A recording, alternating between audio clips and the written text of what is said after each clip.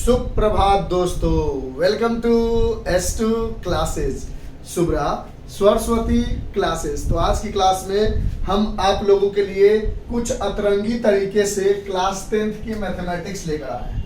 क्या अतरंगी तरीका है आपका, जिसके लिए आप कह रहे हो कि क्लास 10th का मैथ तो सब पढ़ाता है सर, तो आपका कौन सा अतरंगी तरीका है? तो देखो, आज जो हम अपने अतरंगी तरीके से आपको क्लास 10th की मैथमेटिक्स समझाने की कोशिश कर रहे हैं।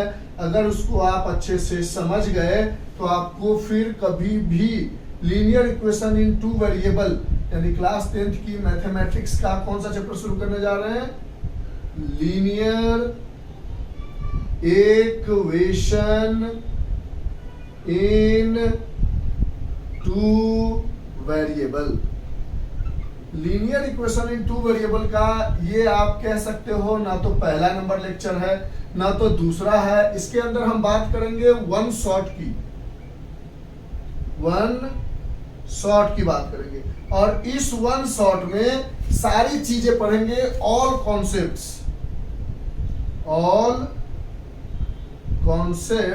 Of linear equation in two variable. Linear equation in two variable के जितने भी कॉन्सेप्ट्स है वो सारे कॉन्सेप्ट को हम बहुत प्यार से समझाएंगे क्लास 10th के मैथमेटिक्स के रिगार्डिंग। इसके अंदर जो कॉन्सेप्ट आपको देखने को मिलेगा, सबसे पहले 2-3 एग्जांपल दे के समझाएंगे कि हाउ टू फॉर्म इक्वेशन को आप कैसे बनाओगे। फिर दूसरा बताएंगे हाउ टू ड्रॉ ग्राफ। अगर किसी इक्वेशन के द्वारा कोई ग्राफ बनाने के लिए दे दिया जाए तो उसको आप कैसे कंप्लीट करोगे। तीसरा हम आपको पढ़ाएंगे हाउ टू सॉल्व इक्वेशन। कोई इक्वेशन है उसको सॉल्व कैसे करोगे, यानी वगैरह वगैरह। कंसिस्टेंट क्या होता है, मतलब जितनी भी कॉन्सेप्ट है, इनकंसिस्टेंट क्या होता है। फिर उसके बाद इंटरसेक्टिंग के लिए क्या कंडीशन है। फिर उसके बाद आपको कॉन्सिडेंट के लिए क्या कंडीशन है। फिर उसके बाद पैरेलल के लिए क्या कंडीशन है। यानी ओवरऑल सारी बातें, सारे कॉन्सेप्ट को समझाएंगे।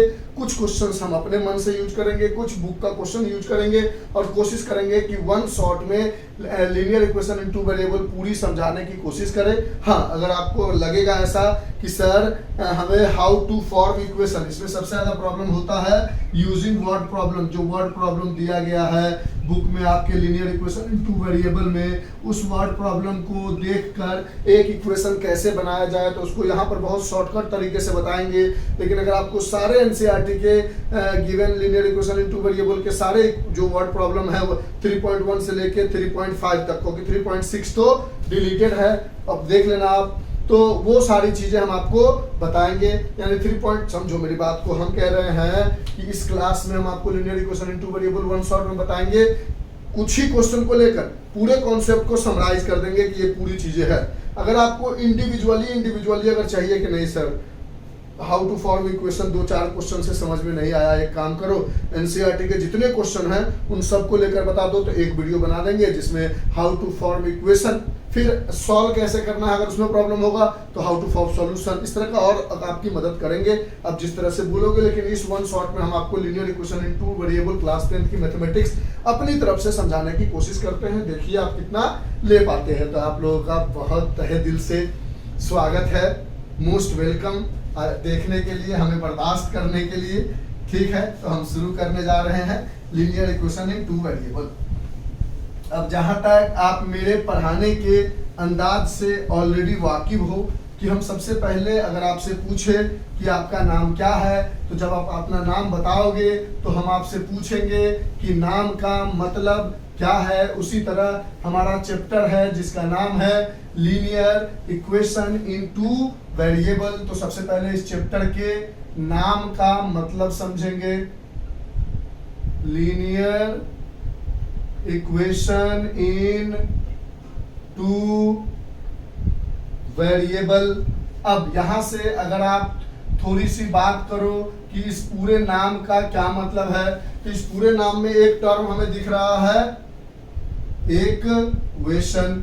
और इसी का जस्ट थोड़ा एक और मिलता जुलता टर्म होता है एक्सप्रेशन। जैसे यहां पर हमने लिख दिया 2x प्लस 3y प्लस 5, अगर ऐसा कुछ लिख दिया और यहां पर लिख दिया 2x plus 3y is equal to 5, जब इक्वल टू साइन आ जाए तो आप बोलते हो कि ये इक्वेशन बन गया, और जब इक्वल टू साइन ना रहे तो वो एक्सप्रेशन बन गया। यानी व्हेनेवर, हाँ अगर यहां पर ये भी रहता 2x plus 3y plus 5 is equal to 0, या इसको इधर लेके नहीं आए हैं, ये मत कहना सर ये इधर आएगा तो यहाँ पे -5 लगेगा, चलो मान लो ऐसे भी होता। इक्वल टू के बाद कुछ भी हो, 0 हो 1 हो 2 हो, लेकिन इक्वल टू साइन हो, और यहां पर इक्वल टू साइन ना हो, तो whenever there is an equal, whenever there is N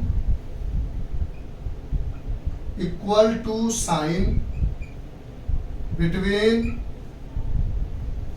ऐसे मतलब और अच्छे से, whenever there is an equal to sign then expression becomes equation। जब कोई एक एक्सप्रेशन है, expression only has terms, expression has terms, एक एक्सप्रेशन के बाद टर्म होता है। जैसे इस एक्सप्रेशन के पास फर्स्ट टर्म क्या है तो बोलोगे फर्स्ट टर्म है 2x, सेकेंड टर्म क्या है तो बोलोगे सेकेंड टर्म है 3y, थर्ड टर्म क्या है तो थर्ड टर्म जो है वो 5 है। कोई दिक्कत है? जो फर्स्ट टर्म होता है जो x का, अभी आगे नहीं कंफ्यूज कर जाओगे, बिल्कुल यहाँ पर समझो पहले आराम से। कहता है इक्वेशन और एक्सप्रेशन का मतलब समझते हैं, आगे चलने लगे थे हम फ्लो में। नहीं, पहले इक्वेशन में जहाँ पे इक्वल टू साइन हो उसको कहोगे, इक्वल टू साइन ऐसा भी हो 2x plus 3y is equal to 3 या इक्वल टू 3y, कुछ भी इक्वल टू साइन दिख गया तो वो इक्वेशन है। इक्वल टू साइन नहीं दिखा तो वो क्या है, एक्सप्रेशन है। और इक्वेशन में, इस इक्वेशन में कितने टर्म है, 1 2 3 टर्म। तो हम जानते हैं एक चीज हमने और पढ़ा था कि एक होता है मोनोमियल, एक होता है बाइनोमियल, एक होता है ट्राइनोमियल। अगर एक टर्म हो जैसे 2x तो ये हो गया मोनोमियल, अगर दो टर्म हो 2x प्लस 2y तो ये हो गया बाइनोमियल, और हो 2x प्लस 3y प्लस 5 तो ये हो गया ट्राइनोमियल। जहां पे 3 टर्म हो, कितने टर्म हो 3 टर्म्स हो, और यहाँ पर कितने हो 2 टर्म्स हो, ये सब जानते हो ऑलरेडी। और यहाँ पर कितने हो 1 टर्म्स हो, जहां पर एक टर्म हो वो मोनोमियल, 2 टर्म हो बाइनोमियल, 3 टर्म हो ट्राइनोमियल। तो इस एक्सप्रेशन के पास ट्राइनोमियल है क्योंकि 3 टर्म है, एक टर्म है 2x, दूसरा टर्म है 3y, तीसरा टर्म है 5y, इसके पास 3 टर्म है, एक टर्म है 2x, एक टर्म है 3y, और एक टर्म है इक्वल टू के उधर अगर 0 के अलावा कुछ भी है तो उसको इधर लाके 0 करो, और तब बोलो एक और टर्म है जो 5 नहीं है, क्या है -5, और इसमें इक्वल टू साइन है इसलिए ये इक्वेशन है। समझ में आया? ये माइनस को लेके चलना है। अगर हमने बोला 3x - 5 = 0 तो ये क्या है, बाइनोमियल है, इसमें 2 टर्म है, एक टर्म है 3x और एक टर्म है -5, नॉट 5 -5। अगर इधर कुछ 0 के अलावा है तो पहले उसको इधर लाओ, उसके अकॉर्डिंग जो साइन होगा वो नेक्स्ट टर्म उसका कहा जाएगा। इक्वल टू साइन है इसलिए ये इक्वेशन बन गया, और इसी में से अगर इक्वल टू साइन हटा देते तो वो एक्सप्रेशन बन जाता। तो इक्वेशन और एक्सप्रेशन का मतलब समझ में आया? ठीक है सर। अब बात करते हैं वेरिएबल। तो वेरिएबल का मतलब आप जानते हो ऑल अल्फाबेट्स, क्या ऑल अल्फाबेट्स, जितने भी अल्फाबेट्स है जैसे A, जैसे B, जैसे C, जितने भी कैपिटल लिखो स्मॉल लिखो चलेगा, D कहां तक E तक, सॉरी Z तक, जो 26 लेटर्स है, कितने अल्फाबेट्स है 26 नंबर है, तो वो सारे के सारे क्या हो गए वेरिएबल। और दूसरा टर्म आता है कांस्टेंट। तो कांस्टेंट का मतलब होता है फिक्स्ड। फिक्स्ड मतलब ऑल, वेरिएबल का मतलब नॉट फिक्स्ड, नॉट फिक्स्ड मतलब समझाते हैं। और कांस्टेंट का मतलब फिक्स्ड यानी ऑल नंबर्स, जितने भी नंबर्स दिख रहे हैं वो कांस्टेंट है, वो 0 दिख जाए, -1 दिख जाए, -2 दिख जाए, 3 दिख जाए, 100 दिख जाए, वो सारे के सारे नंबर्स जितने हैं वो कांस्टेंट है, अल्फाबेट्स जितने हैं वो वेरिएबल है। कांस्टेंट की वैल्यू, अब लंदन में चले जाओ तो इसको हम भी -1 कहेंगे, वो भी -1 कहेगा। अमेरिका में चले जाओ इसको हम भी -1 कहेंगे, वो भी -1 कहेगा। इसको 0 हम कहेंगे तो वो भी 0 ही कहेगा। लेकिन अगर कोई कहे कि a की वैल्यू 2 है तब भी आप कहोगे हाँ सही बात है। हम कह दे ना ना ना ना, ये मान लो रमेश ने कहा और ये मान लो a = 3 है, ये सुरेश ने कहा। अब रमेश सुरेश दोनों सही है क्योंकि a की वैल्यू हमें पता नहीं है। अगर आप 2 लेके चलोगे तो 2 होगा, 3 लेके चलोगे तो 3 होगा। लेकिन लेकिन लेकिन लेकिन लेकिन लेकिन लेकिन लेकिन for a given equation variable is fixed for that equation. क्या लिख दिया सर आपने? हम कह रहे हैं कि अगर कोई गिवन इक्वेशन है 2x + 3 = 0, अब इसकी वैल्यू निकालोगे तो 2x = -3, तो x = -3/2। यानी इस इक्वेशन के लिए, इस पार्टिकुलर इक्वेशन के लिए x की वैल्यू फिक्स्ड है। इसका मतलब x कांस्टेंट नहीं है, इस इक्वेशन में फिक्स्ड है। यही अगर इक्वेशन बदल के 2x - 2 = 0 लिख दे तो 2x = 2, तो x = 2/2 दैट इज 1। यानी x जो है वो वेरिएबल है। यहाँ x की वैल्यू 1 है, यहाँ x की वैल्यू -3/2 है। लेकिन इस इक्वेशन के लिए x फिक्स्ड है जो 1 है, इस इक्वेशन के लिए x फिक्स्ड है जो -3/2 है। लेकिन पार्टिकुलरली अगर x की बात की जाए तो वो एक वेरिएबल है। लेकिन किसी पार्टिकुलर इक्वेशन में x का कोई वैल्यू निकलता है तो उस इक्वेशन के लिए x की वैल्यू फिक्स्ड है। तो वेरिएबल और कांस्टेंट का मतलब समझ में आया। अब कहता है 2, तो 2 का मतलब क्या होता है? 2, और 2 वेरिएबल यानी 2 वेरिएबल देखने को मिलेगा। यानी हो सकता है कि 2x + 3y = 7, 2 वेरिएबल x और y देखने को मिले, या 3s + 5t = 3s और t वेरिएबल देखने को मिले। कुछ भी देखने को मिल सकता है वेरिएबल में जो a से z तक अल्फाबेट होगा। यानी इक्वेशन का मतलब समझ में आ गया जिसमें इक्वल टू साइन है। 2 का मतलब 2, वेरिएबल का मतलब a से लेके z तक जिसकी वैल्यू फिक्स नहीं है, खाली पार्टिकुलर एक किसी इक्वेशन के लिए फिक्स है लेकिन इंडिविजुअली उसकी वैल्यू फिक्स नहीं है। तो 2 वेरिएबल का इक्वेशन इन 2 वेरिएबल का मतलब हो गया इक्वल टू साइन भी हो, 2 वेरिएबल भी हो, तो उसको हम इक्वेशन इन 2 वेरिएबल कहेंगे। अब लीनियर का मतलब क्या है? तो लीनियर का मतलब है जब आप इस इक्वेशन का ग्राफ ड्रॉ करोगे तो वो हमेशा स्ट्रेट लाइन बनेगा। कैसा बनेगा? स्ट्रेट लाइन बनेगा। यानी ग्राफ अगर ड्रॉ करोगे तो कुछ ऐसा बनेगा। ऐसा कभी नहीं होगा कि ग्राफ ऐसे ऐसे कुछ बन जाए या ग्राफ ऐसे ऐसे ऐसे कुछ बन जाए। यानी ग्राफ हमेशा स्ट्रेट लाइन बनेगा किसी एक पार्टिकुलर इक्वेशन का। यानी लीनियर का मतलब हो गया, लीनियर इक्वेशन इन 2 वेरिएबल का ओवरऑल मतलब हो गया कि 2 वेरिएबल वाली इक्वेशन जिसकी ग्राफ हमेशा स्ट्रेट लाइन बनती हो। टेढ़ा मेढ़ा एक इक्वेशन का, अब इस इक्वेशन का ग्राफ बनाया तो एक अलग स्ट्रेट लाइन, इस इक्वेशन का ग्राफ बनाया तो एक हो सकता है कोई अलग स्ट्रेट लाइन। लेकिन जो भी पार्टिकुलर इक्वेशन का ग्राफ बनाओगे उस इक्वेशन का ग्राफ हमेशा स्ट्रेट लाइन होगा। यही है लीनियर इक्वेशन इन 2 वेरिएबल। मतलब समझ में आया? पक्की वाली बात, इसमें से सब चीज दिख रहा है आप लोगों को बोर्ड की? हाँ ठीक है सर, दिख रहा है। तो यही है लीनियर इक्वेशन इन 2 वेरिएबल का ओवरऑल मतलब। अब हम बात करते हैं इस इक्वेशन के अंदर घुस के। ठीक है, लिख लो।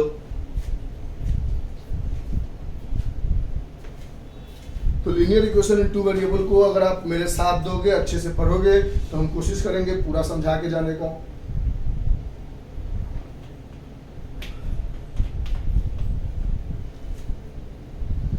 अब हम देखने जा रहे हैं how to form linear equation. Linear equation को कैसे बनाएंगे, ये लीनियर इक्वेशन इन 2 वेरिएबल का मतलब हो गया। अब इसको कैसे बनाएंगे, इसके लिए हमने क्या किया है, एक्सरसाइज 3.1 में 3 क्वेश्चन है उसको ले लिया है और उसी के थ्रू सारी कॉन्सेप्ट को बताते चले जाएंगे।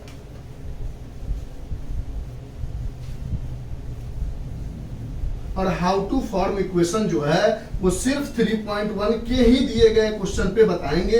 तो अगर इसलिए बोला कि अगर आपको ऐसा फील होगा कि नहीं सर आगे भी बहुत सारे ऐसे वर्ड प्रॉब्लम है जहां पे हमें इक्वेशन कैसे बनाई जाए इसको सीखने की बहुत ही ज्यादा जरूरत है, तो हम फिर से आपको एक और वीडियो वन शॉट का बना देंगे जिसमें सिर्फ ये बता देंगे हाउ टू फॉर्म इक्वेशन। अगर आपको ऐसा नहीं लगेगा तो हमारे लिए खुशी की बात होगी कि आप हमारे बिना पूरा चैप्टर पढ़ाए हुए एग्जाम के लिए आपने अपनी तैयारी कर ली थोड़ी सी मदद से, तो हमें भी अच्छा लगेगा, नहीं तो I am there for you. अब यहाँ पे कहता है पहला क्वेश्चन। अब क्वेश्चन का इक्वेशन कैसे बनाएंगे इस बात पर ध्यान रखना है। टॉपिक है हमारा हाउ टू फॉर्म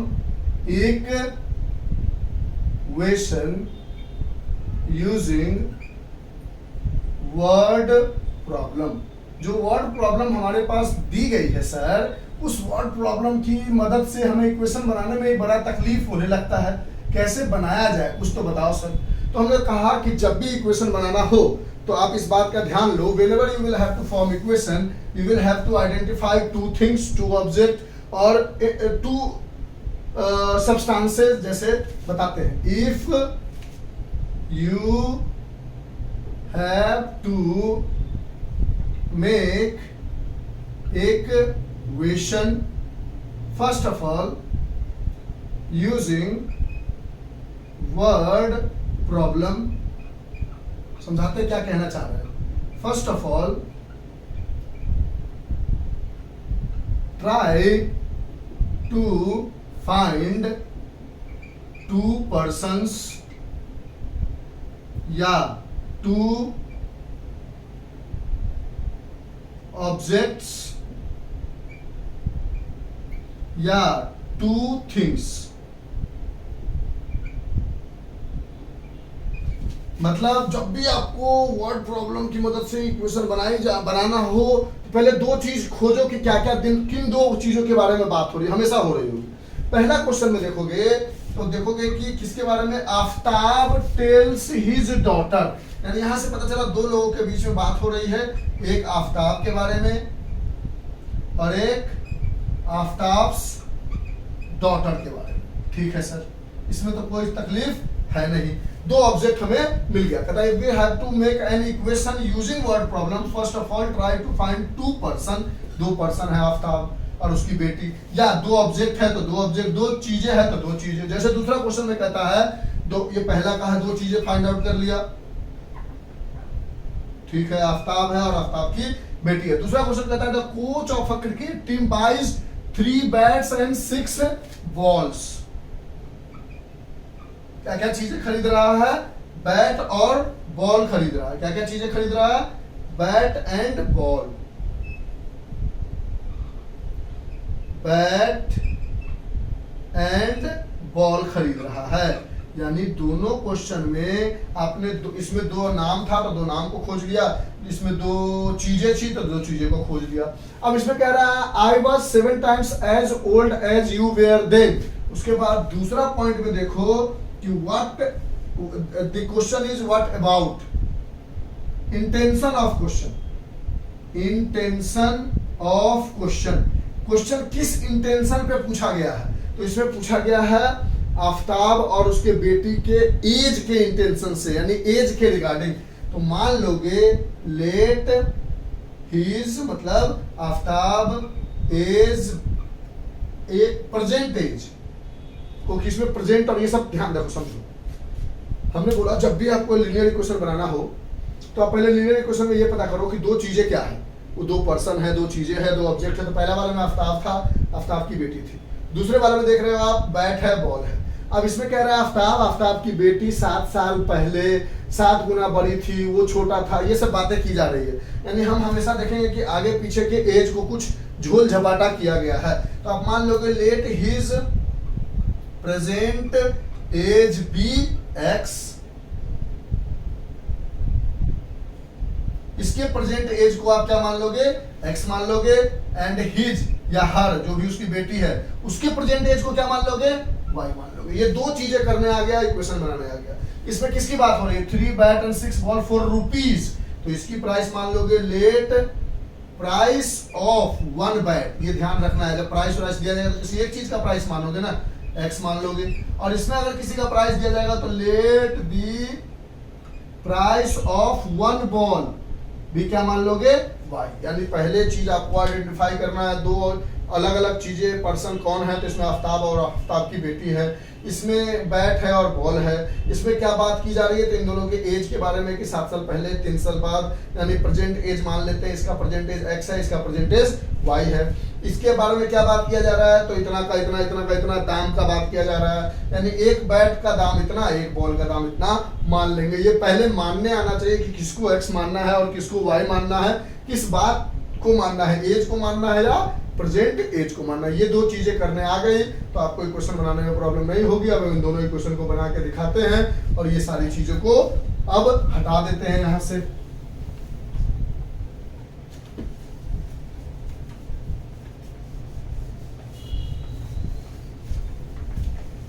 इसलिए बोला अगर इक्वेशन बनाने में इतनी बातों से समझ में नहीं आएगा तो एक और वीडियो हम आपके लिए बना देंगे, वो आपके कमेंट के हिसाब से होगा। तो उसमें हम आपको एक और वीडियो बना देंगे जिसमें ये बता देंगे कि जितने भी लीनियर इक्वेशन के क्वेश्चन दिए गए हैं 3.1 से लेकर 3.5 तक सबका इक्वेशन बनाना सिखा देंगे। एक साथ क्वेश्चन ले आएंगे, जल्दी जल्दी बनाना सिखा देंगे। पहला क्वेश्चन कहता है आफ्ताब और उसकी बेटी है, तो यहाँ मान लिया हमने एक, ऐसे ही बनाएंगे भी, आफ्ताब है और यहाँ पर आफ्ताब्स डॉटर है। अब यहां पे लिखेंगे let his present age be x, क्योंकि 2 वेरिएबल मानना है हमें, और इसका मानेंगे let her present age be y. ये पहली चीज। अब कहता है 7 ईयर एगो, एगो मतलब पहले, 7 साल पहले। तो किसकी बात कर रहे हैं, 7 इयर्स एगो। अगर मान लो अभी आपका एज 15 ईयर है और मेरा एज 30 ईयर है, तो 10 साल पहले आपका एज क्या था, तो 5 ईयर। मेरा एज क्या था, 30 में से 10 माइनस किया तो 20 ईयर। उसी तरह 7 साल पहले एगो, इसका एज क्या हो गया, अगर इसका प्रेजेंट एज x है, यानी मान लो 40 है तो 7 घट जाएगा, यानी x माइनस 7। अगर इसका मान लो 20 है तो 7 घट जाएगा, पहले की बात है, y माइनस 7। ठीक है। I was 7 times as old as you were then, आपसे हम 7 गुना ज्यादा बड़े थे। तो लॉजिकली दिमाग लगाओ कौन बड़ा होगा, ये आफ्ताब है और ये आफ्ताब की बेटी है, तो बड़ा कौन होगा, आफ्ताब होगा। तो जो छोटा होगा, पहले पता करो बड़ा कौन है, तो जो छोटा होगा उसमें जितने टाइम्स की बात की जा रही है वो मल्टीप्लाई करेंगे, तो आई वाज 7 टाइम्स। इन दोनों में छोटा कौन है, तो आज भी बेटी छोटा है और 7 साल पहले भी बेटी छोटी ही रहेगी, क्योंकि 7 साल पहले अगर इसका एज 7 घटेगा तो इसका भी तो 7 घटेगा, यानी एज ऐसा थोड़ी होगा 7 साल पहले कुछ और 10 साल पहले कुछ और, जितना डिफरेंस है वो डिफरेंस हमेशा रहेगा। तो ये छोटी है, 7 गुना ज्यादा ये बड़ा है, और क्योंकि हमें इक्वेशन के बीच में इक्वल टू साइन डालना पड़ता है, तो मान लो इसका एज 40 रहा होता, या मान लो 42 रहा होता, इसका एज 6 रहा होता, तभी ना इसमें हम 7 मल्टीप्लाई करते तो 42 आता। यानी इसका एज मान लो पहले रहा होता 49, उसमें से हम घटाते 7 तो 42 बनता। इसका एज पहले रहा होता मान लो 14, उसमें से घटाते 7 तो 7 बचता, तो सॉरी 14 नहीं 13 रहा होता तो 30। समझो फिर से एकदम चाहते हैं इक्वेशन बनाना सीख गए, चैप्टर खत्म। 2 चीजें पता कर ली, आफ्ताब है उसकी बेटी है, इसकी परसेंटेज x है, इसकी परसेंटेज y है। अब कहता है कि 7 साल पहले, तो 7 साल पहले आफ्ताब का भी ये 7 घट जाएगा और उसकी बेटी का भी। अब इन दोनों में छोटा कौन है, उसकी बेटी, तो 7 टाइम्स बात कर रहा है, आई वाज 7 टाइम्स। आफ्ताब कह रहा है अपनी बेटी से हम तुमसे 7 गुना बड़े थे 7 साल पहले, तो जो छोटा होगा उसमें 7 मल्टीप्लाई करेंगे, क्योंकि 7 इसमें क्योंकि इक्वल टू साइन डालना होता है इक्वेशन में ना, तो इक्वल टू साइन डालने के लिए छोटे वाले को भरपाई करेंगे। मान लो आपके पास 10 रुपए है और मेरे पास 2 रुपए है, तो आप हमसे कितना गुना बड़े हो, हम दोनों के बीच में अगर इक्वल टू साइन डालना है तो क्या करना होगा, हम में 5 मल्टीप्लाई करोगे तो ना दोनों 10 होगा, तो हमेशा छोटे वाले में मल्टीप्लाई वगैरह करते हैं, जो भी करना हो वो छोटे वाले में करते हैं। और ऐड वगैरह भी, इस इक्वेशन को कोई ऐसे भी लिखेगा कि यहाँ 2 रुपए मेरे पास है, इक्वल टू साइन डालना है तो इधर 8 करोगे, यानी जो छोटा होता है उसी में मल्टीप्लाई या ऐड करते हैं। तो इसमें ऐड इसलिए नहीं किया क्योंकि 7 टाइम्स बोल रहा था, ये नहीं बोल रहा था कि 7 ज्यादा थे, तो ये मल्टीप्लाई कर दिया। यहाँ से इक्वेशन बन गया x minus 7 is equal to, इसको अंदर मल्टीप्लाई करोगे, हाँ टोटल से मल्टीप्लाई करना, और इसको अंदर मल्टीप्लाई करोगे तो 7y माइनस 49 ये इधर आ जाएगा, तो x माइनस 7y माइनस 7 ये इधर आएगा, तो प्लस 49 इज इक्वल टू 0। यहां से हो गया x माइनस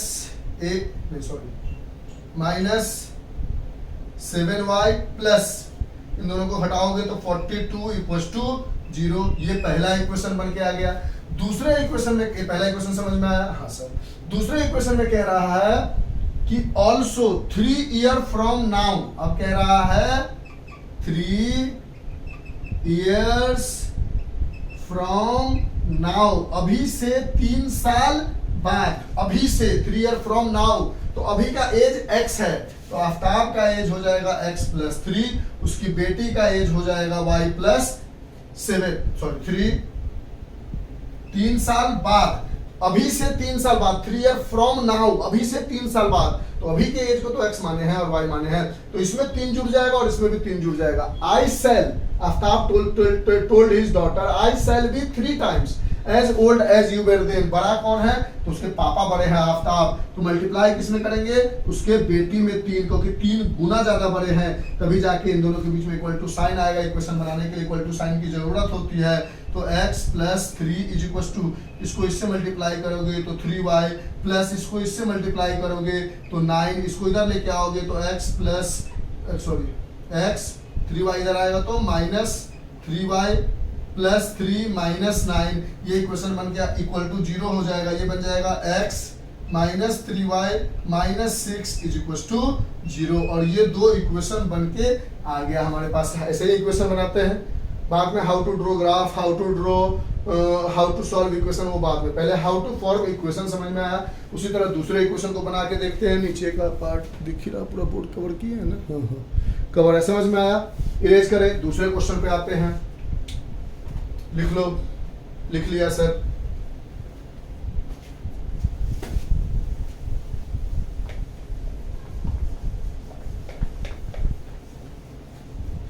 दो इक्वेशन कैसे बनाते हैं, पहले इक्वेशन बनाना सीखो, फिर उसको कैसे सॉल्व करते हैं वो भी सिखाएंगे। अब कहता है नेक्स्ट क्वेश्चन में हमारे पास,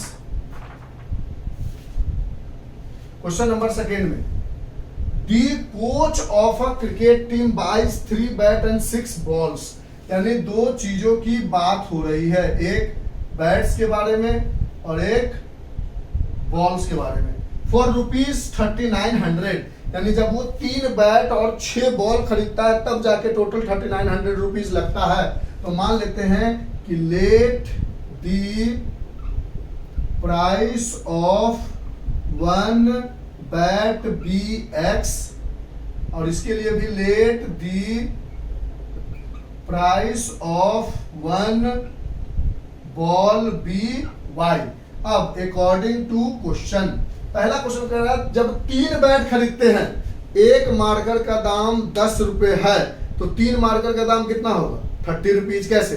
3 को 10 से मल्टीप्लाई किया तो एक बैट का दाम x रुपीज है, तो 3 बैट का दाम हो जाएगा 3x, प्लस लगाए, अच्छा 3x, और एक बॉल का दाम y रुपीज है और 6 बॉल खरीदे हो तो क्या हो जाएगा? 6y। ये क्या हो गया? Total amount of bat, total amount of bat हो गया। देखो ना, एक बैट का दाम x रुपीज, तो 3 बैट का दाम इतना होगा, और ये क्या हो गया? टोटल अमाउंट ऑफ बॉल, जितने टोटल बॉल है सबका अमाउंट, क्योंकि एक बॉल का दाम y रुपीज है, 6 बॉल है, और इन दोनों का टोटल जोड़कर हमें पैसा जो दुकानदार को देना पड़ता है वो 3900 देना पड़ता है। एक इक्वेशन बन गया। फिर दूसरे इक्वेशन में कहता है लेटर, बाद में, सी बाइज अनदर बैट, बाद में वो एक बैट, अनदर बैट मतलब एक बैट और खरीदती है, एंड 3 मोर बॉल खरीदती है सेम काइंड का, जिस तरह का पहले बैट बॉल खरीदा था उसी तरह का फिर से बैट बॉल खरीदती है। 1300 रुपए देना पड़ता है, एक बैट खरीदती है, और एक बैट का दाम x है तो x ही रह जाएगा एक बैट के लिए। फिर कितने बॉल खरीदती है? 3 और बॉल खरीदती है, तो एक बॉल का दाम 3 रुपीज है, तो 3 बॉल का दाम 3y, और इन दोनों का पैसे को मिलाकर, ये भी तो टोटल अमाउंट ऑफ बैट है इसके लिए, और ये टोटल अमाउंट ऑफ बॉल है, इन दोनों को मिलाकर पैसे 1300 रुपए उसे देने पड़ते हैं। ये दूसरा इक्वेशन बनके आ गया। अब इस इक्वेशन को कोई चाहेगा तो और सिंप्लीफाई भी कर सकता है, 3 कॉमन ले लेगा तो बोलेगा x plus 2y is equal to 3900, इस 3 को उधर ले जाएगा तो x plus 2y is equal to 3900 upon 3 3 1 जा 3, 3 3 जा 9, 0 0, यानी x plus 2y is equal to 1 3 0 0 आ गया इक्वेशन बन के। एक इक्वेशन हो गया x plus 3y equal to 1300, एक हो गया x plus 2y equal to 1300। बात समझ में आई? Sure short. तीसरे इक्वेशन, एक और इक्वेशन है बुक में, उसको भी देख लेते हैं।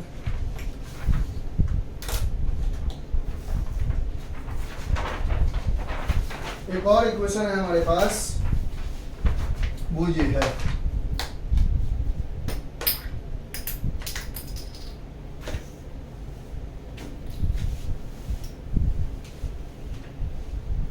कहता है, आराम से देखेंगे, कहता है हमारे पास the cost of 2 kg apple and 1 kg grapes. दो चीजें फिर है हमारे पास, क्या है? एक एप्पल्स है और एक ग्रेप्स है। फिर कह रहा है 2 kg एप्पल और 1 kg ग्रेप्स का दाम 160 रुपए है। तो मान लेते हैं let the 1 kg apple price be x, और इसके लिए let the 1 kg grapes price be y. मान लेते हैं इसके 1 kg अंगूर का दाम y है और 1 kg एप्पल का दाम x है। अब अकॉर्डिंग टू क्वेश्चन आते हैं, कितना kg खरीद रहे हो? 2 kg एप्पल खरीद रहे हो, 1 kg का दाम x है तो 2 kg का दाम 2x, और 1 kg अंगूर खरीद रहे हो और 1 kg का दाम y है तो सिर्फ y। और इन दोनों को जब ये दोनों खरीद रहे हो, अंगूर और एप्पल और अंगूर, ये एप्पल का दाम, ये अंगूर का दाम, और दोनों के दाम को मिलाकर आपको देना पड़ता है 1300। ये पहला इक्वेशन हो गया। फिर दूसरे में कहता है after a month the cost of 4 kg Apple, एक महीने के बाद 4 kg एप्पल और 2 kg ग्रेप्स खरीदने जाता है कोई, तो 4 kg एप्पल, 1 kg का दाम है x तो 4 kg का 4x, 2 kg ग्रेप्स 1 kg का दाम है y तो 2 kg का 2y, और इन दोनों के पैसे हो जाते हैं टोटल, नहीं नॉट 1300, 160। वही सोचिए इतना पैसा कैसे हो जाएगा, यहाँ 300 है, ठीक है, इज इक्वल टू 300। ये भी एक इक्वेशन बन के आ गया। बोलो बात समझ में आई या नहीं आई? आ गई? पक्की वाली बात बोलो, श्योर शॉर्ट। तो इन सबको इरेज कर दे। तो ये एक हाउ टू फॉर्म इक्वेशन। अब सिर्फ हाउ टू फॉर्म इक्वेशन का हम इतना ही क्वेश्चन बता पाएंगे। इतना क्वेश्चन से आपको इक्वेशन कैसे बनाना है ये आपको सीख लेना है। मान लो एक और क्वेश्चन पूछा देगा। मान लो क्वेश्चन कहता है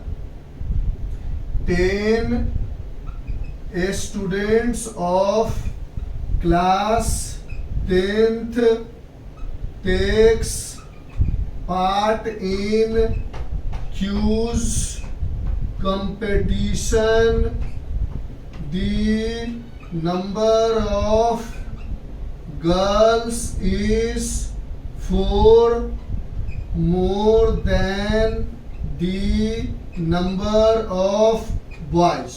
कहता है 10 स्टूडेंट है जो क्लास 10th का क्यूज कंपटीशन में पार्ट लेता है, जिसमें लड़कियां जो है वो लड़कों से 4 ज्यादा है, यानी इसमें 2 लोग कौन है? एक बॉयज है, यही 2 लोग पकड़ लेना है, और एक क्या है? गर्ल्स है, ठीक है। अब किसकी बात हो रही है? नंबर की। तो मान लेते हैं let the number of boys be x, और यहां पर let the number of girls be y. पहला चीज तो हमें यही मिल गया कि टोटल नंबर ऑफ स्टूडेंट कितना है? 10, और लड़के और लड़कियां मिलाकर ही तो 10 है, तो x plus y equal to 10। ये पहला इक्वेशन मिल गया। दूसरे में कहता है the number of girls, girls कितना है? y, बॉयज कितना है? x। The number of girls is 4 more than the number of boys. बड़ा कौन है? गर्ल्स बड़ी है, छोटा कौन है? बॉयज है। कितना बड़ा है? 4 बड़ा है, तो जो छोटा है उसमें 4 ऐड कर दोगे इक्वल टू 0। इसको इधर लाओगे तो x minus y equal to -4। ये दूसरा इक्वेशन बन जाएगा। तो this is the method to form a linear equation. समझ में आया? पक्की वाली बात, श्योर शॉर्ट। हाँ सर समझ में आया। इरेज कर दे, कर दो सर।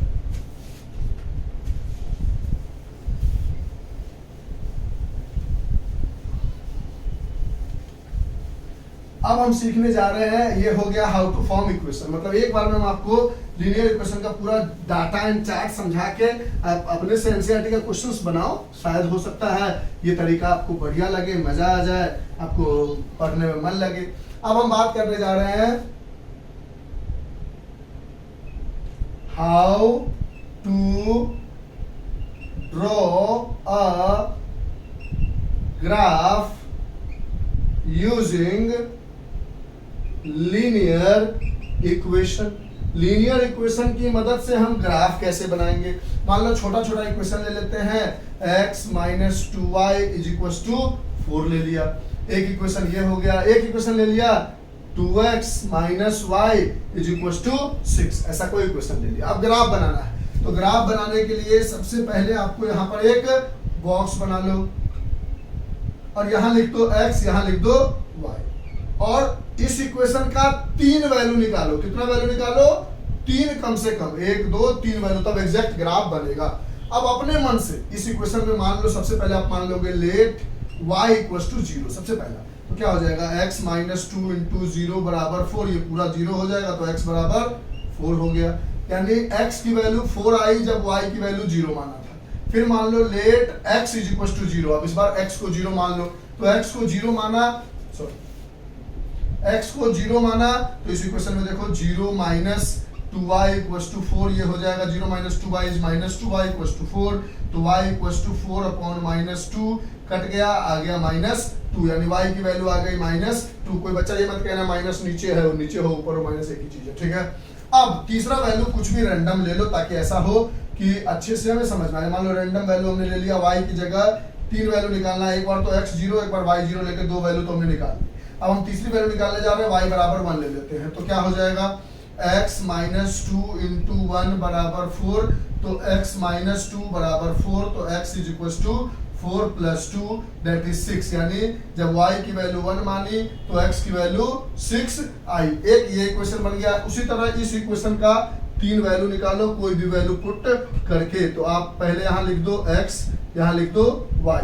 अब पहले ले लो लेट x बराबर 0, तो 2 इंटू 0 माइनस y बराबर 6, तो माइनस y बराबर 6, y बराबर माइनस 6, x 0 तो y माइनस 6।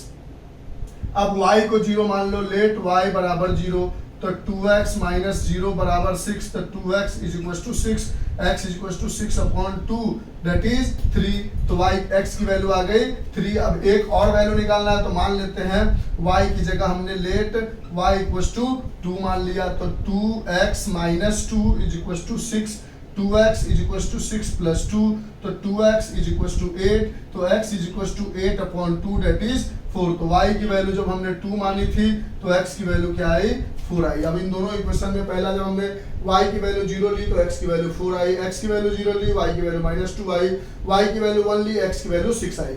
इस इक्वेशन में x की वैल्यू 0 ली, तो y की वैल्यू माइनस 6 आई। फिर हमने y की वैल्यू 0 ली, तो x की वैल्यू 3 आई, y की वैल्यू 2 ली, तो x की वैल्यू 4 आई। 2 वैल्यू मिल गई। अब हम इन दोनों वैल्यू से ग्राफ बना देंगे। इरेज करें।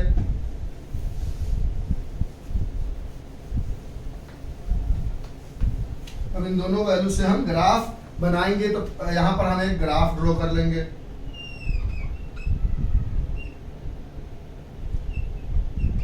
हम देखेंगे x में कितना चाहिए, 6 तक चाहिए, प्लस में तो 1 2 3 4 5 6। y में कितना चाहिए, माइनस में चाहिए 6 तक, -1 -2 -3 -4 -5 -6। x के निगेटिव में कितना चाहिए, नहीं चाहिए तो कुछ 1 2 लिख के छोड़ देते हैं। y के पॉजिटिव में कितना चाहिए, 2 तक चाहिए, तो 2 3 तक लिख लेते हैं, 1 2 3। अब पहला वैल्यू क्या है हमारे पास, 4, 0। x है 4 और y है 0, तो 4, 0 ये कोऑर्डिनेट हो गया।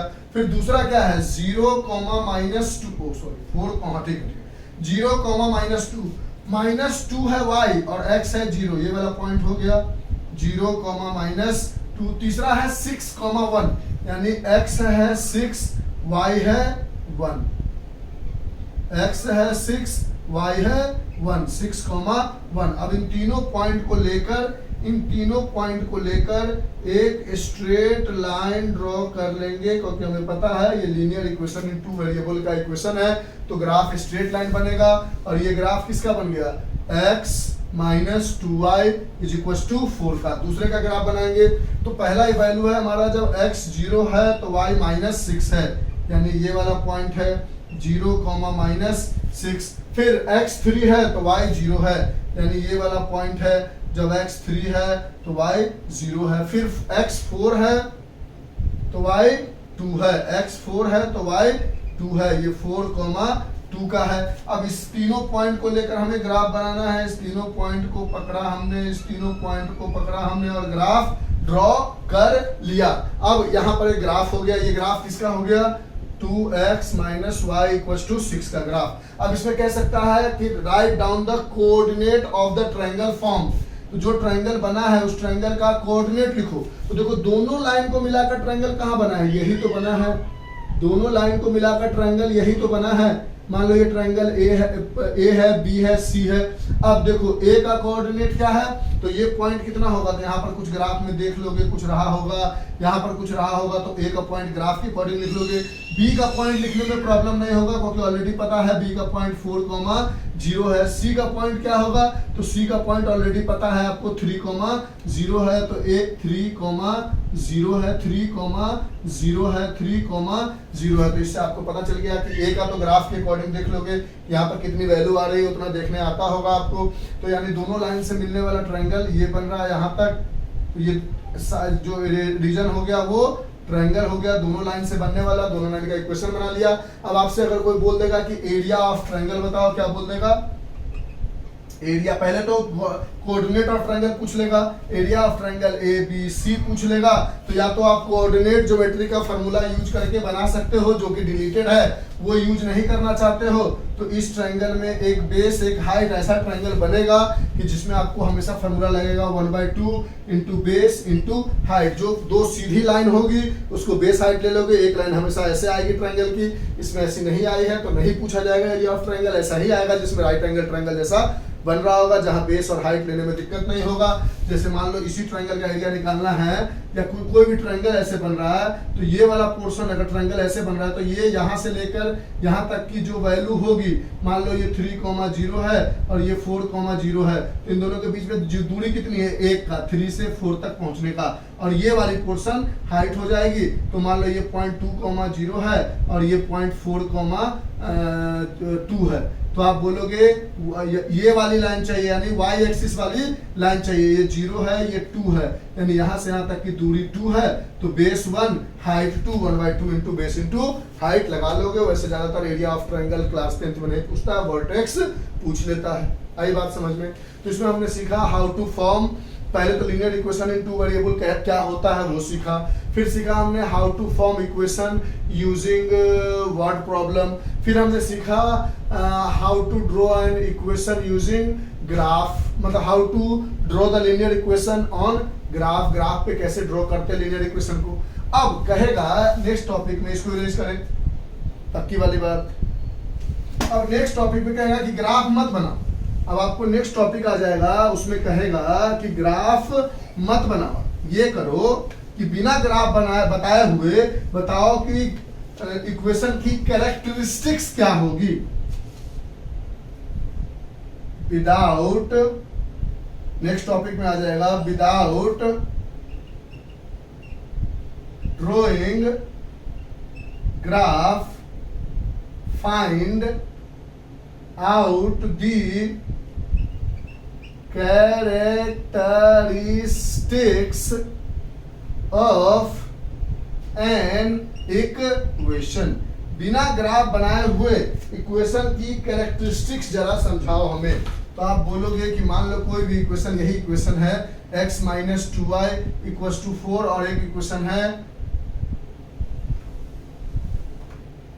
2x minus y equal to 6। तो देखो हम अगर बात करें तो जैसे इंसान का फॉर्मेट होता है, जैसे हमारा फॉर्मेट है कि 2 हाथ होंगे, एक नाक होगा, एक मुंह होगा, एक सर होगा, बाल होगा, सर पे 2 कान होगी, 2 आंख होगी। अगर किसी का 3 आंख होता है तो डर जाओगे आप, दो चार हाथ होगा तो डर जाओगे आप। यानी एक फॉर्मेट कैसा दिखेगा, उसी तरह linear equation in two variable का फॉर्मेट क्या होगा, यानी linear equation in two variable कैसा दिखेगा, यानी इसके फॉर्मेट की बात करने जा रहे हैं, यानी ये कैसा दिखने में होगा।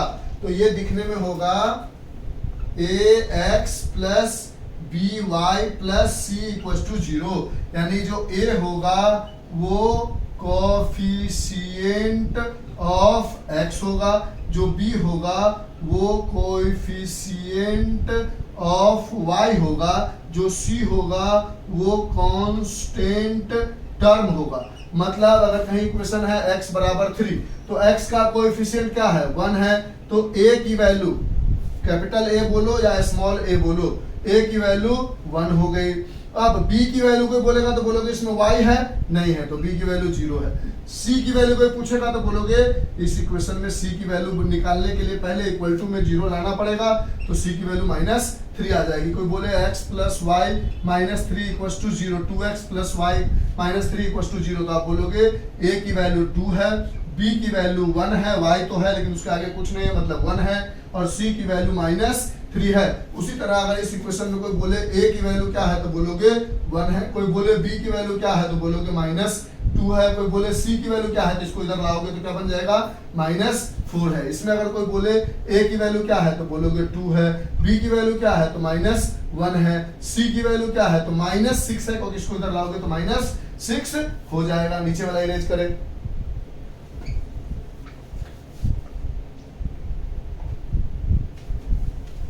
तो कहता है कि जब हमारे पास दो इक्वेशन दिया जाएगा तो मान लेते हैं इसका a का वैल्यू a1 है, b1 है और c1 है, और इसका a b c का वैल्यू a2 है, b2 है, c2 है, ताकि पता चल सके दो अलग अलग इक्वेशन का a1 a2 b1 b2 c1 c2 है। ठीक है, तो कहता है if a1 upon a2 not equal to b1 upon b2 होगा, जैसे इस इक्वेशन में a1 अपॉन a2 निकालोगे तो 1 अपॉन -2 आएगा, और इसी इक्वेशन में नहीं सॉरी 1 अपॉन 2 आएगा। देखो ना a1 है 1 और a2 है 2, और अगर b1 अपॉन b2 निकालोगे तो क्या आएगा -2 अपॉन -1, माइनस माइनस कट जाएगा, तो b1 अपॉन b2 क्या आएगा 2, a1 अपॉन a2 आया 1/2, b1 अपॉन b2 आया 2, यानी यहाँ पर a1 upon a2 not equal to b1 upon b2 है। और अगर ऐसा होगा तो अगर आप इसका ग्राफ ड्रॉ करोगे, अगर आप इसका ग्राफ ड्रॉ करोगे तो आप देखोगे कि इसका ग्राफ मान लो ये लाइन है, इसका पहला इक्वेशन है x minus 2y equal to 4, और एक दूसरा लाइन है मान लो ऐसा, और ये है हमारे पास 2x minus y equal to 6।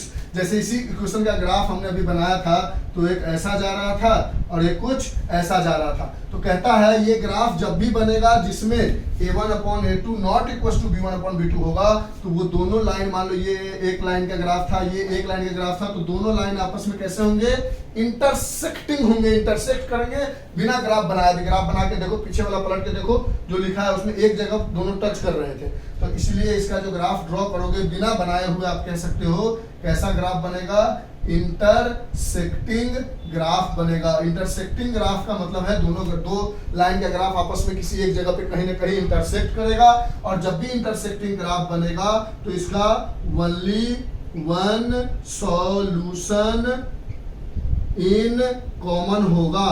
मतलब सर क्या कहना चाह रहे हो, मतलब ये पॉइंट जो होगा इस इक्वेशन के लिए भी सेम होगा, और ये पॉइंट जो होगा इस इक्वेशन के लिए भी सेम होगा, यानी एक ऐसा पॉइंट 2, 3 -2, -3 कुछ ऐसा एक ऐसा पॉइंट होगा जो दोनों इक्वेशन के लिए सेम होगा, इसलिए इसको इंटरसेक्टिंग, यानी जब भी a1 upon a2 not equal to b1 upon b2 आए तो बिना ग्राफ बनाए हुए कह सकते हैं कि ये कैसा ग्राफ बनेगा, इंटरसेक्टिंग ग्राफ बनेगा, और उन दोनों में कहीं ना कहीं एक सॉल्यूशन दोनों ग्राफ का कॉमन सॉल्यूशन होगा, इसलिए इसमें लिखते हैं ओनली वन सॉल्यूशन। बात समझ में आई। अब अगर इसी जगह पर ऐसा कुछ हो जाए, इसका ग्राफ कैसा बनेगा, कहीं ना कहीं इंटरसेक्टिंग ग्राफ बनेगा, किसी एक पॉइंट पर इंटरसेक्ट करेगा ही करेगा। दूसरा कहता है इफ अगर a1 upon a2 equals to b1 upon b2 equals to c1 upon c2 तीनों आपस में बराबर हो जाए। अगर आप किसी इक्वेशन में ऐसा देखते हो तो ये कैसा ग्राफ बनाएगा, कॉन्सिडेंट ग्राफ बनाएगा, यानी एक ग्राफ दूसरे ग्राफ के ऊपर ओवरलैप कर जाएगा। अगर एक ग्राफ मान लो ऐसा बन रहा है तो दूसरे लाइन का भी ग्राफ इसके ऊपर ऐसा ओवरलैप जैसा कर जाएगा। जैसे मान लो हमने लिखा 2x plus 3y equals to 6 और दूसरा इक्वेशन लिखा सपोज करो 4x plus 6y is equals to 12। तो a1 की जगह क्या है 2, a2 की जगह क्या है 4, तो a1 अपॉन a2 क्या है 1 अपॉन 2, b1 की जगह पे क्या है 3, b2 की जगह पे क्या है 6, तो b1 अपॉन b2 क्या है 1 अपॉन 2, c1 की जगह पे क्या है -6, c2 की जगह पे क्या है -12, तो -6 अपॉन 12 माइनस कटा 6 अपॉन 12 इज 1 अपॉन 2 आया। तो तीनों ऐसा होगा तो कॉन्सिडेंट ग्राफ होगा और हर पॉइंट दोनों लाइन का बहुत सारे कॉमन होंगे, यानी कह सकते हो इसके अंदर इनफाइनाइटली मेनी सॉल्यूशन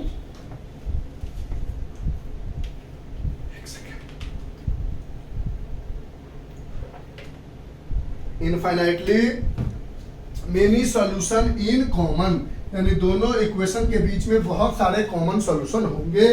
और अगर a1 upon a2 not a1 upon a2 equals to b1 upon b2 not equals to c1 upon c2 होगा, तो इसका जब आप ग्राफ बनाओगे तो आप देखोगे दो लाइन आपस में पैरेलल जाएंगे, यानी इसके अंदर होगा कैसा पैरेलल ग्राफ। कैसा ग्राफ बनेगा, पैरेलल ग्राफ। बिना बनाए हुए आप ये बात बता सकते थे, इसको चेक करके। और पैरेलल ग्राफ में कोई भी ऐसा इक्वेशन होगा जो कोई भी ऐसा सॉल्यूशन होगा जो दोनों इक्वेशन के लिए कॉमन होगा नहीं, तो इसके लिए इसमें लिखोगे नो सॉल्यूशन। यानी अगर मान लो a1 upon a2 not equal to b1 upon b2 है तो c1 अपॉन c2 चेक करने की जरूरत नहीं है, यहीं से बोल दोगे कि ग्राफ जो है वो इंटरसेक्टिंग बनेगा और उसका एक सॉल्यूशन दोनों लाइन का कॉमन होगा, यानी ओनली वन सॉल्यूशन होगा। अगर मान लो a1 upon a2 equal to b1 upon b2 equal to c1 upon c2 आ जाए तो बोलोगे इसका जो ग्राफ बनेगा वो सॉरी कॉन्सिडेंट बनेगा, यानी एक लाइन दूसरे लाइन पे कॉन्साइड कर जाएगा। अगर a1 upon a2 equal to b1 upon b2 तो है, लेकिन c1 अपॉन c2 को चेक किया देखा वो कुछ अलग आ गया। जैसे मान लो इक्वेशन होता 4x plus 3y equals to 8 और दूसरा इक्वेशन होता 8x plus 6y equals to 12, तो यहाँ a1 अपॉन a2 क्या होता 4 upon 8 1 upon 2, b1 upon b2 क्या होता 3 अपॉन 6 दैट इज 1 अपॉन 2, लेकिन c1 अपॉन c2 क्या होता -8 अपॉन -12 दैट इज 4 2 जा 4 3 जा plus minus minus plus 2 upon 3 जो c1 अपॉन c2 इक्वल नहीं होता। तो इसका ग्राफ बनाओगे तो पैरेलल लाइन बनेगा, पैरेलल लाइन के ग्राफ में कोई भी सॉल्यूशन कॉमन नहीं हो, ठीक है। अब कहता है जो ग्राफ इंटरसेक्टिंग ग्राफ बनेगा उसको और जो कॉन्सिडेंट बनेगा, यानी हटा दे इसको, जो सॉल्व करके समझा इसको हटा दे, पक्की वाली बात, ठीक है सर। ऊपर वाला सब मिटा देते हैं, ये दोनों तीनों कंडीशन रहने देते हैं।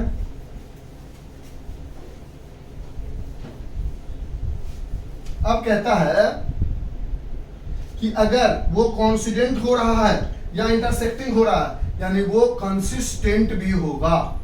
यानी अगर कभी कहेगा does the given equation is consistent, तो देखो कि क्या उसका a1 upon a2 b1 upon b2 के बराबर है, नहीं है तो बोलो हाँ कॉन्सिस्टेंट है। या क्या a1 upon a2 b1 upon b2 के भी बराबर है और c1 अपॉन c2 के भी बराबर है, तो बोलोगे कंसिस्टेंट है। यानी ये दोनों कंडीशन पे कुछ भी आ जाए तो कंसिस्टेंट है।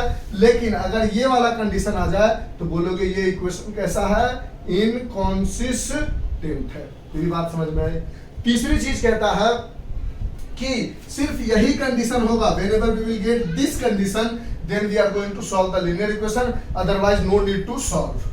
If and only if, ऐसे मत लिखो, इतना लंबा चौड़ा लैंग्वेज मत लिखो। We can solve the value of x and y for a given equation only if a1 upon a2 not equals to b1 upon b2। अगर ये कंडीशन आता है यानी इंटरसेक्टिंग का कंडीशन आता है, यानी ओनली वन सॉल्यूशन का कंडीशन आता है या कंसिस्टेंट का कंडीशन आता है, तीनों एक ही बात है।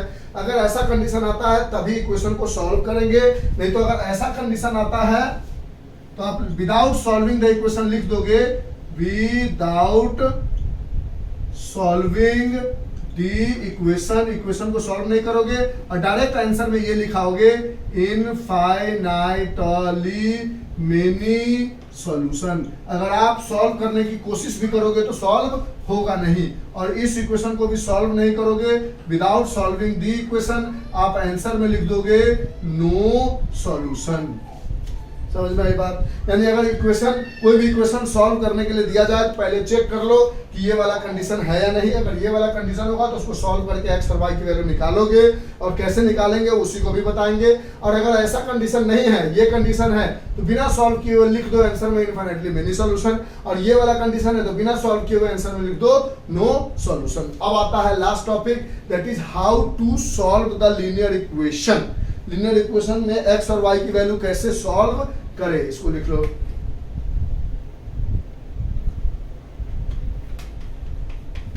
समझ में आ रही है चीजें?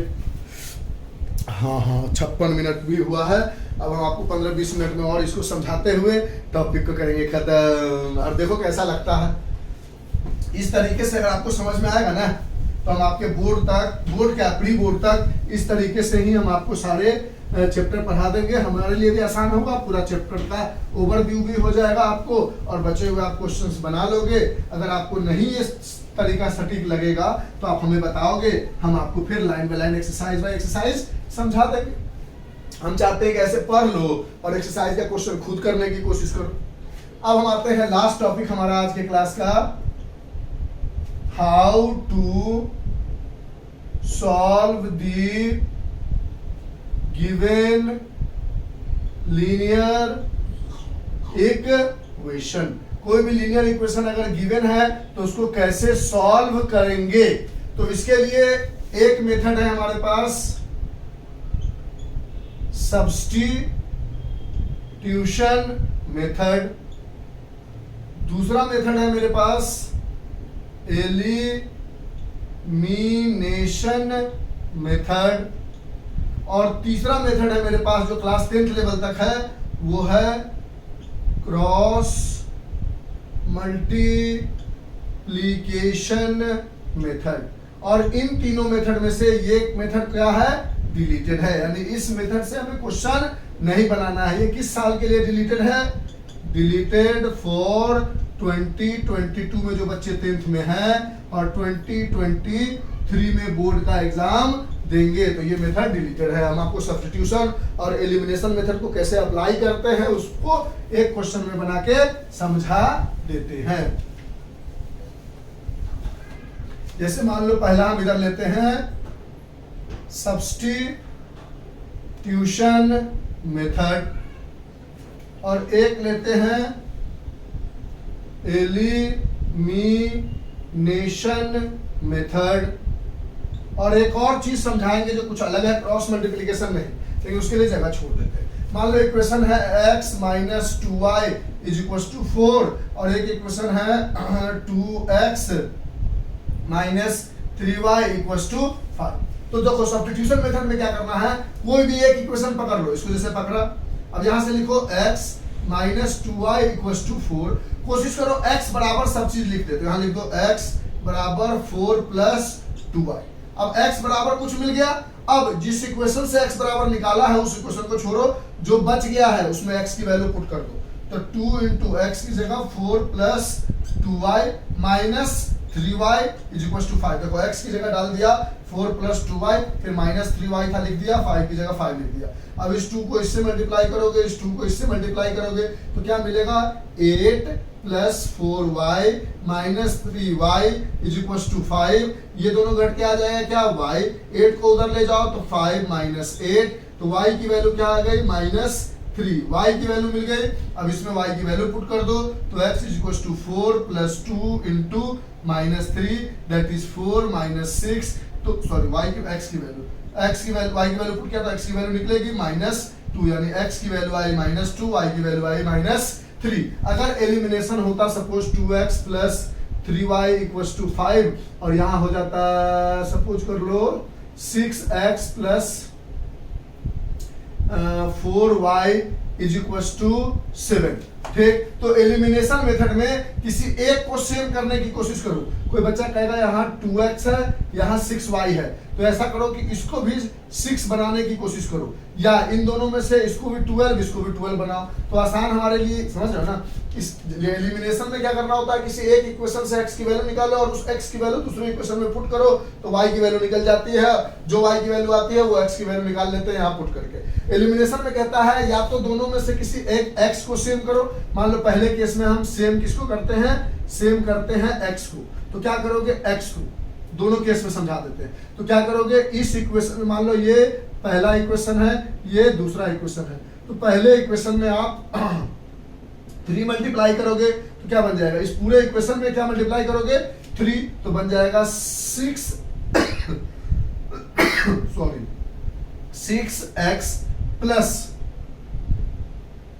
9y इज इक्वल टू, सब में 3 मल्टीप्लाई कर रहे हैं, ये सब में 3 मल्टीप्लाई कर रहे हैं, तो 3 मल्टीप्लाई किया तो 3 2 6x, 3 मल्टीप्लाई किया 3 3 9, 3 मल्टीप्लाई किया 15। दूसरे इक्वेशन में कुछ नहीं किया, एज इट इज लिख दिया 6x plus 4y equal to 7। हम इन दोनों को घटा दिया, ये इससे कट गया तो क्या बचा 9 minus 4 is 5y equal to, ये क्या आया 8 8 7 15, तो y इक्वल टू क्या आ गया 8/5। y की वैल्यू निकल गई। अब किसी एक इक्वेशन में पुट करके y की वैल्यू x की वैल्यू निकाल लो। मान लो पहले वाले में पुट कर देते हैं, छोटा है तो 2x प्लस 3 इंटू y की जगह है 8/5 इज इक्वल टू 5, अंदर मल्टीप्लाई करोगे तो 2x plus 24/5 is equal to 5, इसको उधर ले जाओगे तो 2x is equal to 5/1 minus 24/5, LCM लोगे 5, ये हो जाएगा 25 माइनस 24 इज 1/5, यानी यहाँ से x की वैल्यू आ गई 1/5, y की दिख रहा है, नीचे वाला दिख रहा है कि छूट गया कुछ भी नहीं दिख रहा है। तो x की वैल्यू आ गई 1/5, y की वैल्यू आ गई 8/7। कोई कहता नहीं सर हम ऐसा करते हैं, पहले वाले y को सेम करने की कोशिश करते हैं, तो पहले वाले में आप मल्टीप्लाई कर लो 4 को, तो ये बन जाएगा 4 2 जा 8x प्लस 4 3 जा 12y इज इक्वल टू 4 5 जा 20। दूसरे इक्वेशन में आप मल्टीप्लाई करना पड़ेगा दोनों के लिए, 3 को कर लो, तो 3 मल्टीप्लाई करोगे तो ये बन जाएगा 6 3 जा 18x, ये बन जाएगा 4 3 जा 12y इज इक्वल टू, ये बन जाएगा 7 3 जा 21। यहां से बोलोगे माइनस माइनस माइनस, ये दोनों कट जाएगा, इन दोनों को सब्ट्रैक्ट करोगे तो माइनस 10x, इन दोनों को सब्ट्रैक्ट करोगे तो क्या आ जाएगा माइनस 10x, कुछ गलती है 4 2 जा 8, 4 3 जा 12, 4 5 जा 4 से मल्टीप्लाई किया ना, 4 2 जा 8, 4 3 जा 12, 4 5 जा 20, और इसको 3 से मल्टीप्लाई किया तो 3 6 जा 18, 4 3 जा 12, 7 3 जा 21, इसको घटाया तो आ गया 10 10 10 10 10, तो y की वैल्यू हमें आना चाहिए थी, कहीं कोई पहले वाले में सही किया है तो आराम से घबराने की जरूरत, दोनों में सेम आंसर आएगा। इसमें 4 मल्टीप्लाई करेंगे, इसमें 3 मल्टीप्लाई करेंगे, तभी तो ये दोनों 12 होगा, ये 12 हो जाएगा, ये 20 हो जाएगा, और ये 21 हो जाएगा, और ये 8 हो जाएगा, और ये 18 हो जाएगा 6 3 जा, ठीक है, ये तो सही है। यहाँ देखो पहले वाले में 3 मल्टीप्लाई किया, 3 2 जा 6, 3 3 जा 9, 5 3 जा 15, 6 6 कट गया, 9 में से 5 गया, 4 गया 5, और 9 8 7 15 8 आया, y बराबर 8/5, यहाँ पर पुट किया तो 8 3 जा 24/5, उधर गया तो 5 माइनस 24/5, एलसीएम लिया 5, ओह सॉरी 2x भी तो था, 2x बराबर आया नहीं, x बराबर 1/5 नहीं है, 2x बराबर, देखो इस इक्वेशन में 2x बराबर 1/5 आया है, तो x बराबर क्या हो जाएगा -1/5 हो, माइनस 1/10 हो जाएगा, 2 नीचे मल्टीप्लाई होगा, यहाँ पर आया क्या सॉरी प्लस 1/10 आ जाएगा ना आराम से। 2x बराबर 1/5 आया ना, तो x 2 को उधर ले जाओगे तो x बराबर 1/10 आएगा ना। ठीक है, यहाँ आया -10, यहाँ आया -1, माइनस माइनस कट गया तो x बराबर क्या आ गया 1/10 आ गया। हमने 2x नहीं देखा था, इससे कंफ्यूजन नहीं होगा। तो x बराबर 1/10 आया। फिर आप किसी एक इक्वेशन में पुट करोगे तो y बराबर 8/5 आएगा ही आएगा, क्योंकि x की वैल्यू सेम आ गई है। तो दिस इज ऑल अबाउट, हाँ नहीं एक और क्वेश्चन बता देते हैं जो अलग हो सकता है। वैसे हमने linear equation in two variable पूरे चैप्टर को समझा दिया, बेसिक मेथड को। अब एक थोड़ा सा अलग टाइप का लिख लो पहले, एक थोड़ा सा अलग टाइप का क्वेश्चन और दिखने को मिल जाएगा आपको। वो कैसा मिलेगा सो बताते हैं।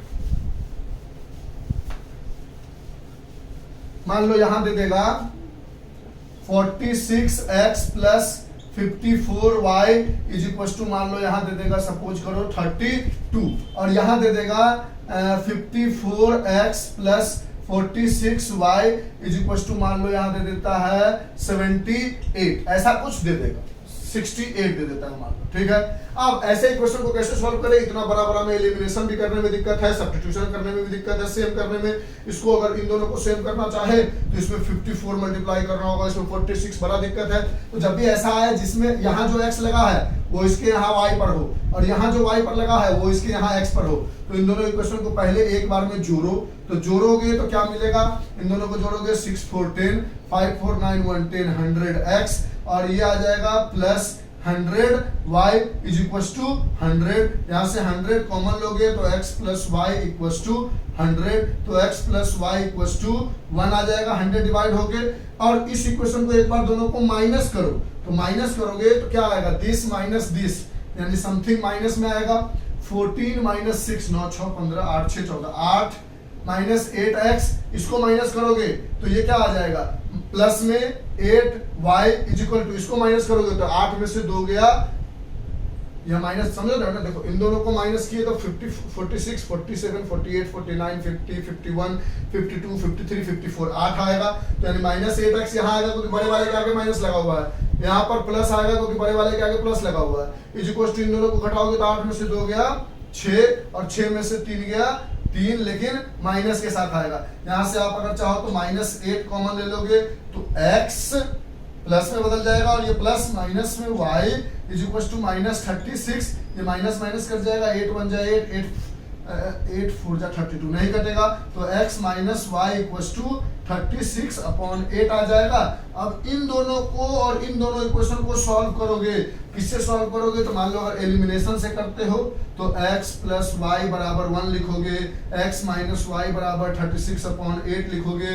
इन दोनों को अगर ऐसे भी ऐड करोगे तो दोनों कट जाएगा, 2x बराबर आ जाएगा 1 plus 36 upon 8, nothing is there, 1 is there, 8 LCM लोगे तो 8 प्लस 36, 8 से 14 44 अपॉन 8 आ जाएगा। 2 को उधर ले जाओगे तो x बराबर 44 अपॉन 8, 2 जा 16, 2 8 जा 2 20 जा 2 11 जा 2 4 जा 8, 11 अपॉन 4 आ जाएगा। यानी ऐसा इक्वेशन आ जाए जहां पर x के आगे जो लगा हो अगले वाले इक्वेशन में y के आगे लगा हो, और जहां y के आगे जो लगा है पहले वाले में वो दूसरे वाले में x के आगे लगा हो। तो इन दोनों इक्वेशन को पहले एक बार जोड़ो, एक इक्वेशन बनाओ, फिर इन दोनों को एक बार घटाओ, एक इक्वेशन बनाओ, और जो नया इक्वेशन आया है उसको सॉल्व करके देखो।